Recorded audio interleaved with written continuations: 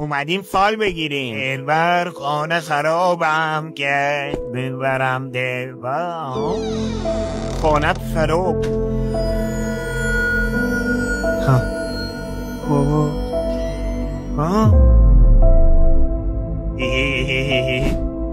این که اسپرسوه، باید قهوه ترک بخوری. چقدر لفتش میدی؟ تنخه تو فالت یه خانم قد بلند پولدار میبینم. آشپزیش خوبه؟ نه، صابخونته. اجارت 2 ماه عقب افتاده. یه تماس خیلی مهم داری. یه نفر بعد مدت ها قراره به زندگیت برگرده.